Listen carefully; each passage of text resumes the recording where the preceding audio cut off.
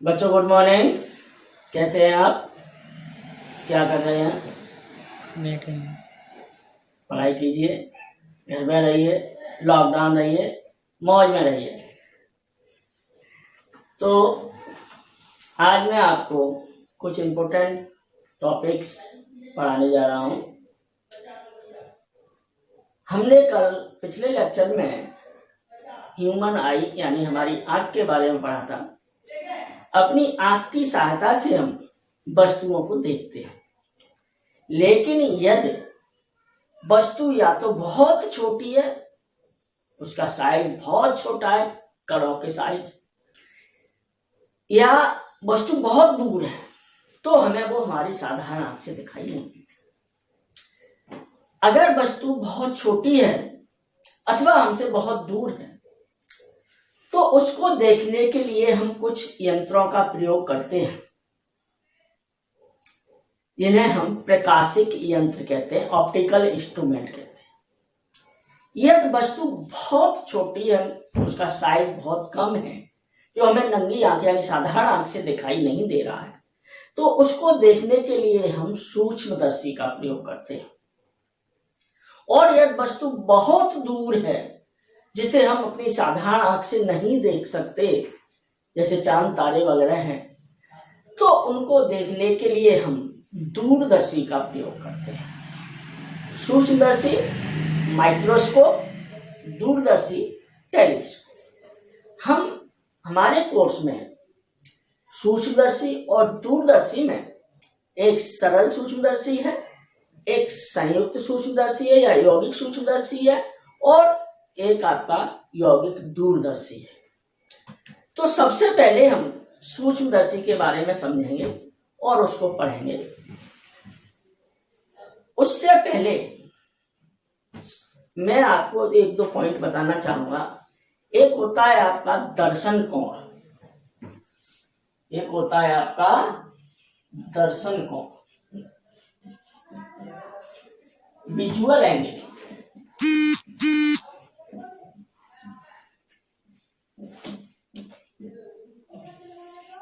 दर्शन कोण क्या होता है, इसको समझ लीजिए कि कोई भी वस्तु हमारी आंख पर जो कोण बनाती है, उसे हम दर्शन कोण कहते हैं। जैसा कि डेफिनेशन से स्पष्ट है कि अगर वस्तु छोटी होगी तो आंख पर छोटा कोण बनाएगी, अगर वस्तु बड़ी होगी तो आंख पर बड़ा कोण बनाएगी। वस्तु अगर पास में होगी तो बड़ा कोण बनाएगी और दूर में होगी तो छोटा कोण बनाएगी।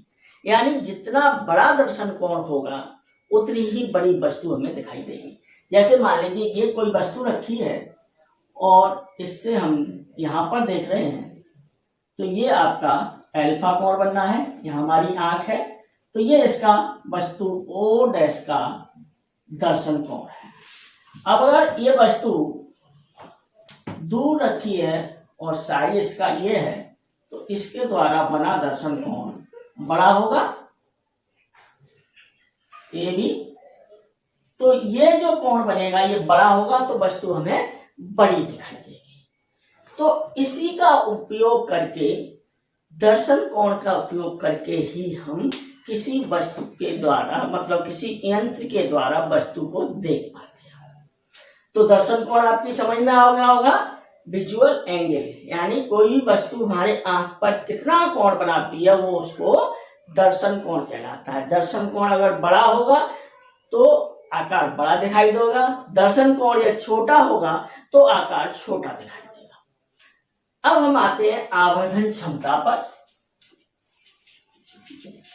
आवर्धन क्षमता, मैग्नीफाइंग पावर।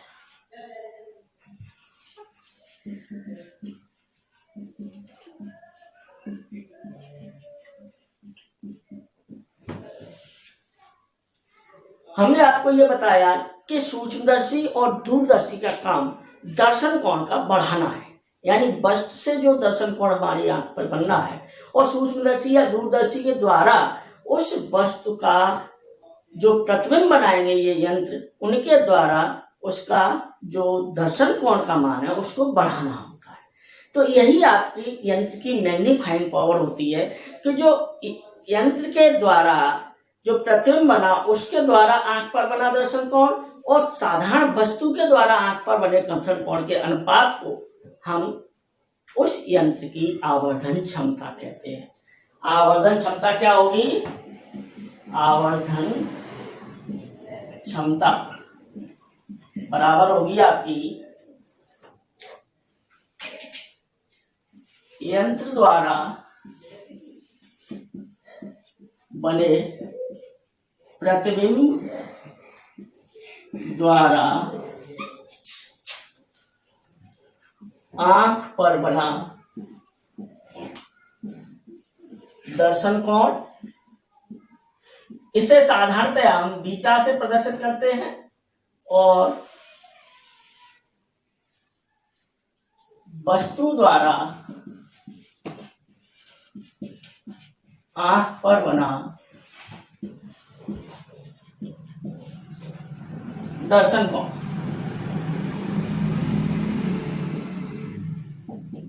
इसे साधारणतया हम अल्फा से प्रदर्शित करते हैं। This is equal to beta upon alpha. यानी कि जो यंत्र द्वारा जो प्रतिबिंब बना उसके द्वारा आंख पर जो दर्शन कोण बनेगा और वस्तु द्वारा जो आंख पर दर्शन कोण बनेगा, इन दोनों के अनुपात को हम मैग्नीफाइंग पावर या आवर्धन क्षमता कहते हैं। चूंकि ये दो कोणों का अनुपात है इसलिए इसको कोणीय आवर्धन भी कह देते हैं। कोणीय आवर्धन कहते हैं और इसका मात्रक भी नहीं होता और विमा भी नहीं होती। मात्रक नहीं तथा विमा भी नहीं होती। यानी मैग्नीफाइंग पावर की ना तो मात्रक होता ना विमा होती, लेकिन लेंस की जो क्षमता होती है वो अलग चीज है। वो 1/f के बराबर होती है, उसका मात्रक भी होता है डायोप्टर और विमा भी होती है L-1। अतः ये दोनों अलग अलग चीजें, इनको ध्यान रखें कि आवर्धन क्षमता अलग चीज है और लेंस की क्षमता अलग चीज है। आवर्धन क्षमता होती है कोई यंत्र की और जो क्षमता होती है वो केवल किसी एक लेंस की होती है कि वो कितना बड़ा करके दिखाएगा, कितना किरणों को मोड़ता है, उसकी पावर को हम क्षमता कहते हैं। आवर्धन क्षमता क्या है? किसी यंत्र द्वारा बने प्रतिबिंब द्वारा आंख पर बना दर्शन कोण बट्टे वस्तु द्वारा आंख पर बना दर्शन कोण। ये आपकी जनरल पॉइंट्स हैं। एक तो दर्शन कोण की डेफिनेशन लिख लेना, एक आवर्धन क्षमता की डेफिनेशन लिख लेना। अब हम आते हैं सूक्ष्मदर्शी। सूक्ष्मदर्शी क्या है? माइक्रोस्कोप। यह पास स्थित छोटी वस्तुओं को बड़ा करके देखने के काम में आता है। सूक्ष्मदर्शी यानी कि माइक्रोस्कोप।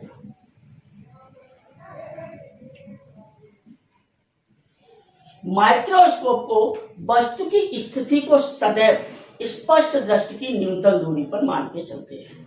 यानी सूक्ष्मदर्शी में जो हमारी वस्तु की स्थिति लेते हैं वो सदैव स्पष्ट दृष्टि की न्यूनतम दूरी पर लेते हैं, जबकि आपका दूरदर्शी में वस्तु जहां रखी है उसकी स्थिति को वहीं लेते हैं।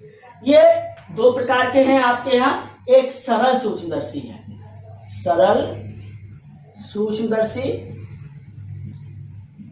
एक दूसरा है आपका संयुक्त या यौगिक सूक्ष्मदर्शी। यौगिक सूक्ष्मदर्शी, सिंपल माइक्रोस्कोप और दूसरा है कंपाउंड माइक्रोस्कोप।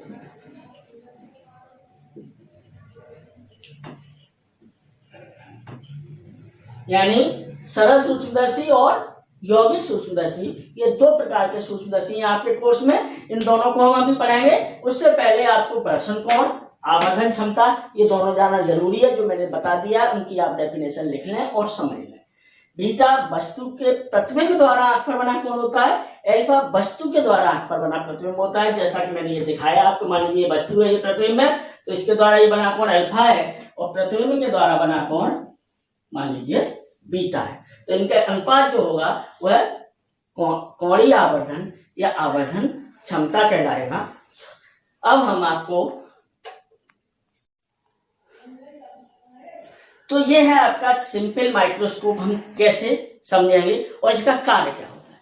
इसका साधारणतः आप यूज करते हैं बायोलॉजी की लैब में। साधारण जो लेंस होता है, उत्तल लेंस जो होता है, वही सिंपल माइक्रोस्कोप होता है। इसमें हम उत्तल लेंस की जो प्रतिबिंब बनने की स्थितियां बताई थी, उसमें एक लास्ट स्थिति बताई थी हमने कि जब वस्तु प्रतिबिंब वो लेंस और फोकस के बीच में रखी होती है तो इसका आभासी बड़ा और सीधा प्रतिबिंब बनता है, उसी दिशा में बनता है। जैसे मैंने आपको ये समझाने की कोशिश करता हूं, इसकी जो कॉन्सेप्ट है वो, अगर वस्तु जैसे यहां रखी है, यानी लेंस और द्वितीय फोकस के बीच में रखी है, तो इसका प्रतिबिंब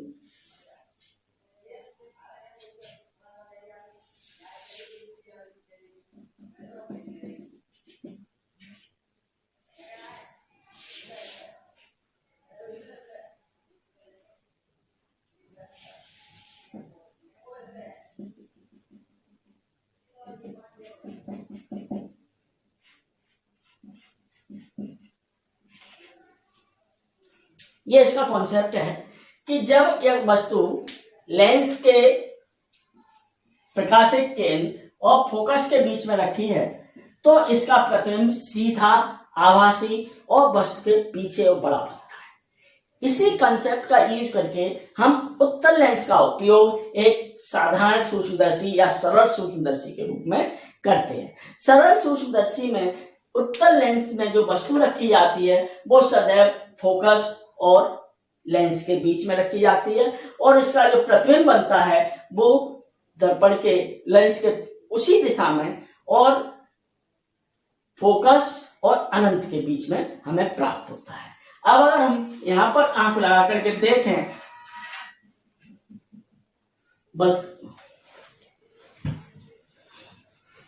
लगा करके देखें तो हमें वस्तु का प्रतिबिंब बड़ा दिखाई देता है।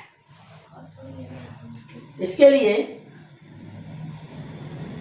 हम ये देखते हैं कि जो आपकी वस्तु रखी हुई है वो कहाँ रखी हुई है, प्रतिबिंब आपका किस जगह बन रहा है। मान लीजिए वस्तु की स्थिति ये है, U से इसको डिनोट कर रहे हैं और प्रतिबिंब की स्थिति V है, इसको यहां से डिनोट करते हैं। इसकी फोकस दूरी F है। तो इसका मान लीजिए वस्तु की लंबाई स्मॉल h है और प्रतिबिंब की लंबाई स्मॉल h डैश है। हम जानते हैं कि सूक्ष्मदर्शी में वस्तु को हम स्पष्ट दृष्टि की न्यूनतम दूरी पर रखा हुआ मानते हैं। तो वस्तु द्वारा आंख पर बना दर्शन कोण जो होगा h/d होगा, that is equal to alpha. मैंने बताया अल्फा यानी tan alpha equal to perpendicular upon base यानी लंबट्टे आधा h/d। ये कंडीशन पहली। प्रतिबिंब अगर v दूरी पर बनना है, उसकी ऊंचाई h डैश है, तो इसका जो प्रतिबिंब द्वारा बना कोण होगा tan बीटा यानी h dash upon v। Number 2, ये आपका बीटा बना, ये आपका अल्फा बना। तो इसके द्वारा जो मैग्नीफाइंग पावर होगी, आवर्धन क्षमता लेंस की,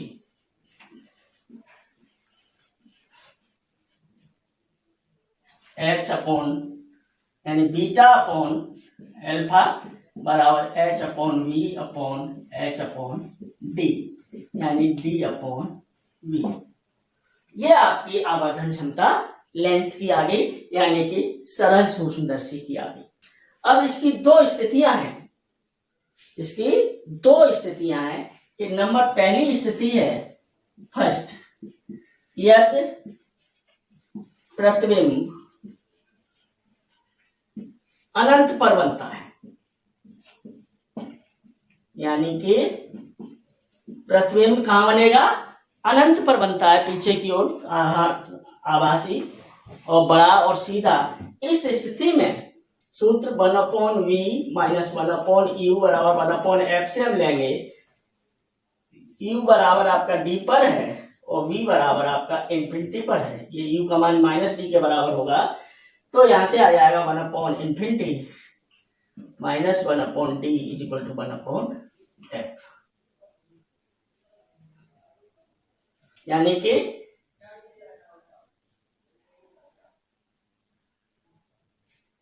f बराबर d आ गया।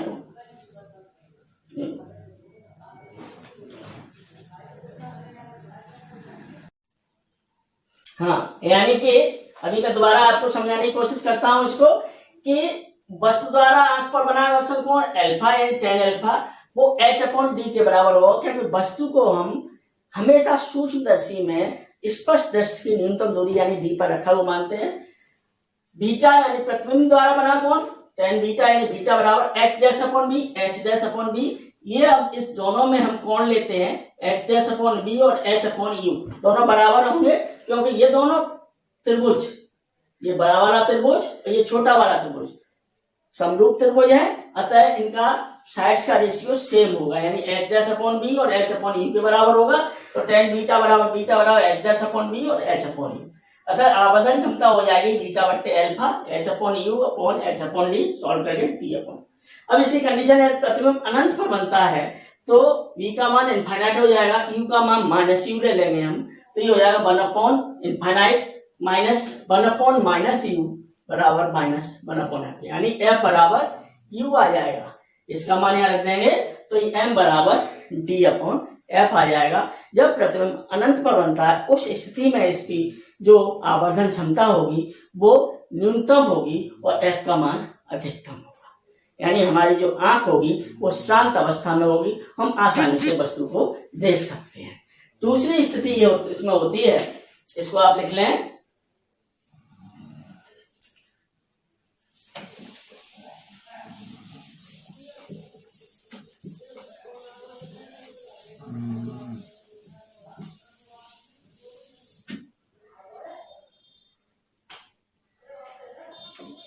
यदि प्रतिबिंब स्पष्ट दृष्टि की न्यूनतम दूरी पर बनता है,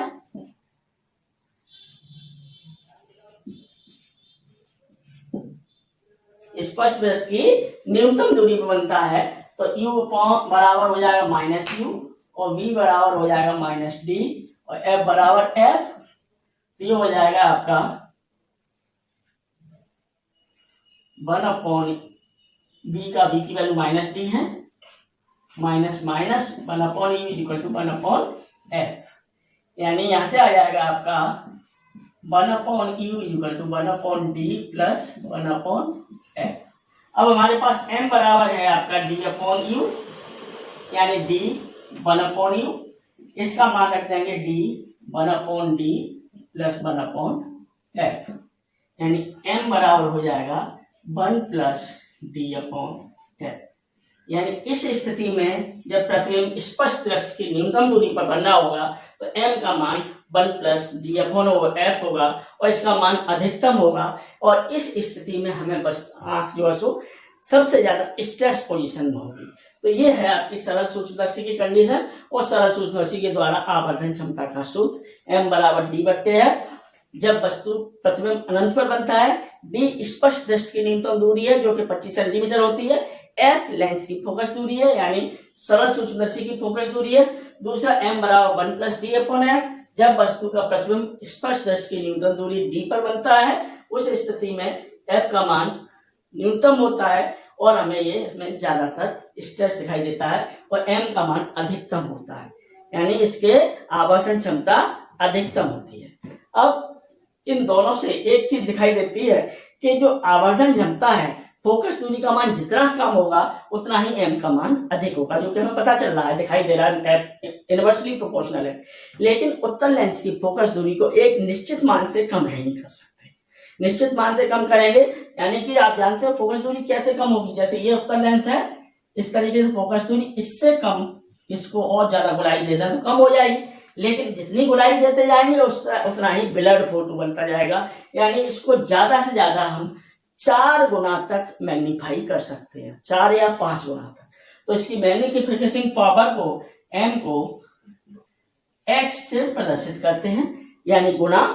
अगर जैसे 5x है किसी सरल सूक्ष्मदर्शी की, इसका मतलब ये है कि ये 5 गुना बढ़ा करके दिखाता है। यानी सरल सूक्ष्मदर्शी के द्वारा अधिकतम हम 4 गुना या 5 गुना वस्तु को करके देख सकते हैं, इससे बड़ा करके हम नहीं देख सकते। ये इसका ड्रॉबैक।